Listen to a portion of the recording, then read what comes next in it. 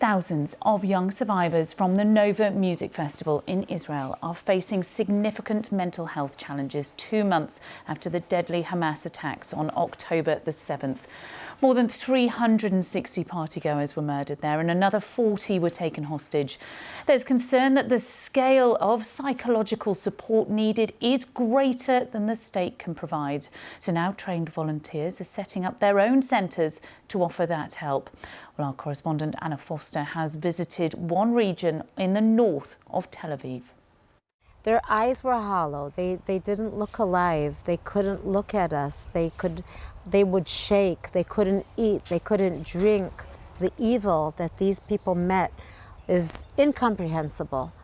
And I told them early on, as the darkness you saw, we're going to bring the light. We're going to help you believe in yourselves and in others again.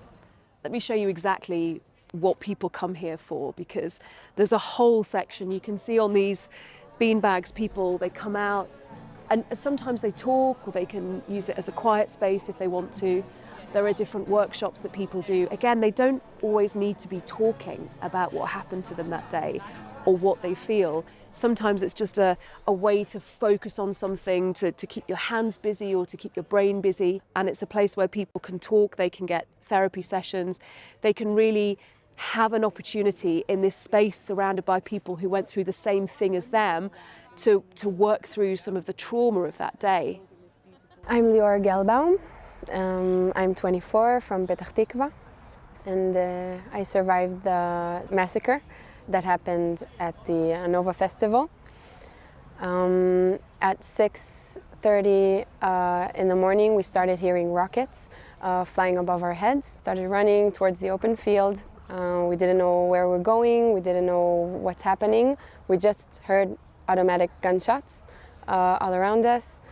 And then we managed to get inside Yuda and Galit's car. They had a big car and they were also running away from the massacre. And they basically saved us. They got us to safety, and that's what happened to me. And that's a lot for anybody to go through. And so you come here. And how does being here help you process all of that? It's been a hard time for me listening to music since the Nova Festival, and since it's almost have been 2 months, and I only feel comfortable hearing music with the concerts and with the artists that come here, and I really feel that the therapists are here to help and to listen and to be here with us. Itamar Cohen is a clinical psychologist. He lives in London, but flew here as soon as he could to help. What kind of stories are people telling you about what they saw and they lived through that day?